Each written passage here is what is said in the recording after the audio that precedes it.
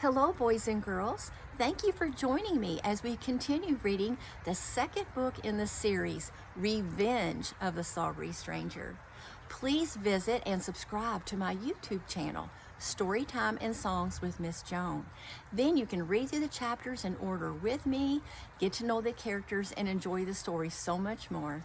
So today we are reading chapter 14, Important Interview.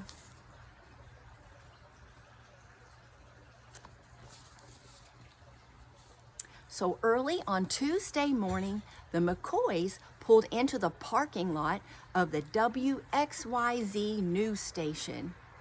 As they walked in, the receptionist greeted them and led them into the television studio. She showed Jaden and Brady's families a comfortable place to sit and watch behind the camera where they wouldn't be seen. Marie Porter was sitting on a big orange cushion chair in the middle of two couches. Sweetie and Stone sat on her left. They let Jake and Emily sit on the other couch with their friends. "Roll 'em," the director said. The cameramen moved closer to them as the theme song for the afternoon show began to play.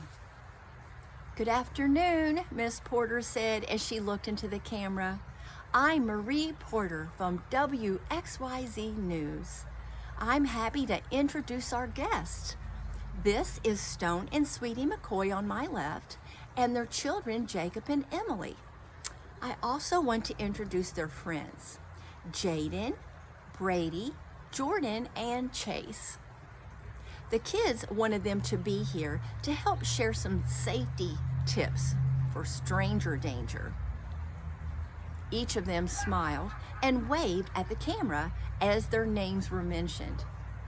Marie turned to her guests and said, "Thank you for coming on such short notice," then looked back into the camera. "I know many of you in our television audience were watching our news programs about how Jake and Emily were kidnapped from the town of Friendlyville 2 weeks ago and taken to the old Slade estate here in Homestead. We had many phone calls and emails from people expressing their concern, offering prayers and help.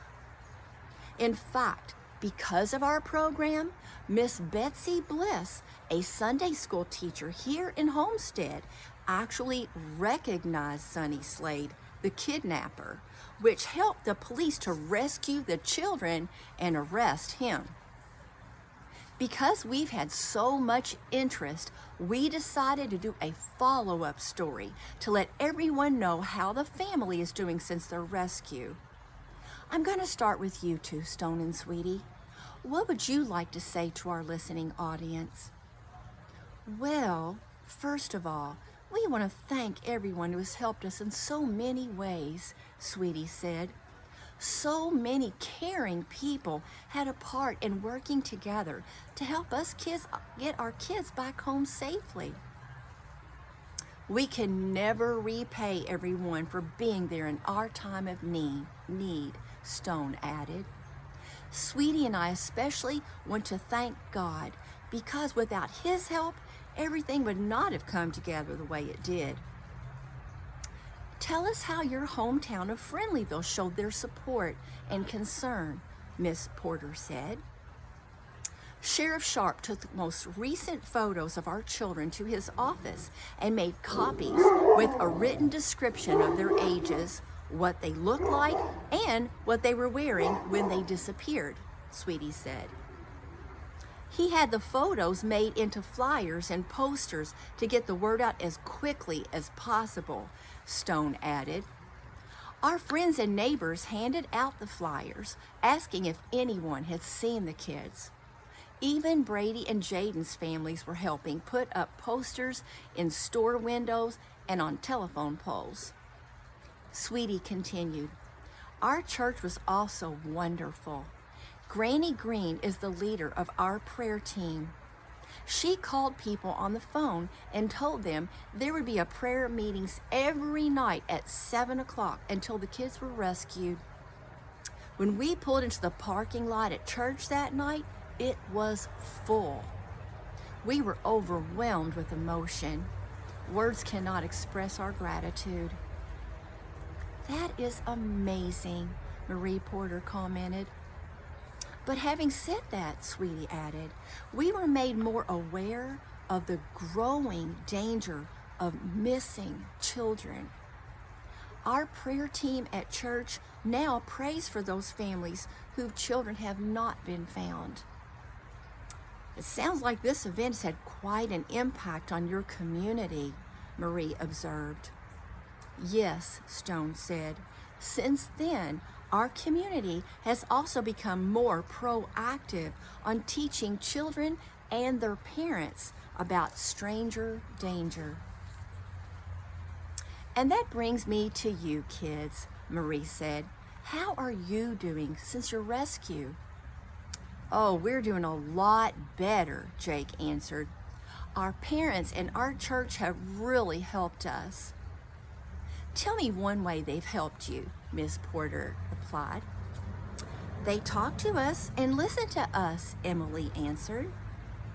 We made posters warning kids not to go off with strangers, along with some safety tips, Jake added. That makes us feel better because we're helping other kids stay safe. We've been putting them up on bulletin boards in our town, said Emily. That's a great idea, Marie replied. Would you like to share some of them with us? Yes, ma'am, Jake answered. We all practice what to say on our way down here in the car. Can I go first, please? Jacob asked. Sure, go ahead, Marie answered. Thank you, Miss Porter, Jacob said, looking into the camera. Hey, kids, whatever you do, don't follow a stranger into their car, even if they act like they're sick and need help. Hurry and get an adult to help them. That's what we should have done instead of going by ourselves without our parents' permission. Jordan spoke up. Kids should use the buddy system and watch out for each other. Another good thing to do is to have a family code word, Chase said.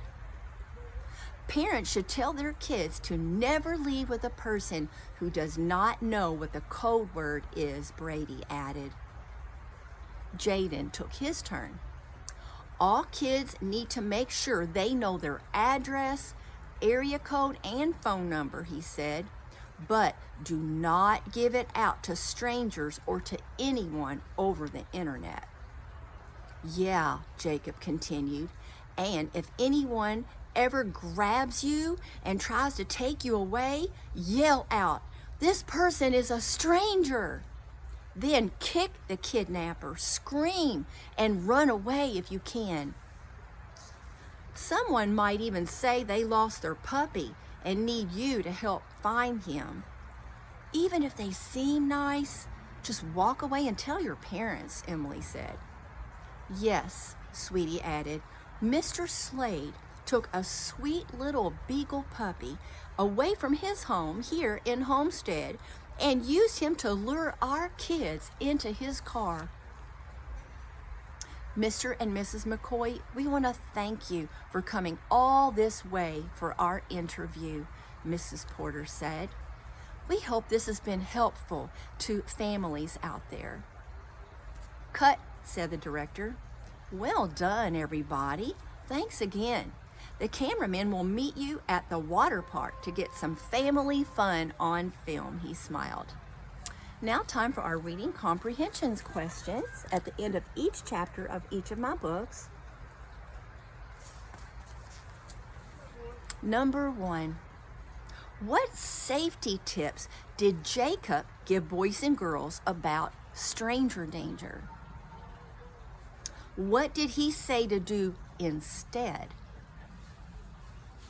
Number 2, what safety rule did Jordan give? Number 3, what did Emily tell kids at the end of the interview about a puppy? What should kids do if this happens?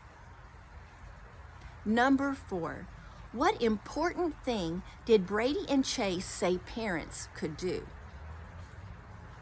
And number 5, what did Jaden say kids need to know? And what did Jaden say not to do? Okay, I hope you enjoyed that, and please join me next time for Chapter 15, Kennel Kidnapping. All right, thank you so much, boys and girls. I hope to see you next time. Bye.